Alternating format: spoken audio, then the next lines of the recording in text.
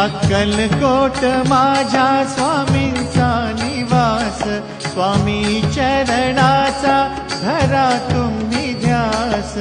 अक्कलकोट माझ्या स्वामींचा निवास, स्वामी चरणांचा धरा तुम्ही ध्यास. जारे जारे सारे स्वामी दर्शनाला, स्वामी पूजनाच्या सोहळ्याला, स्वामी पूजनाच्या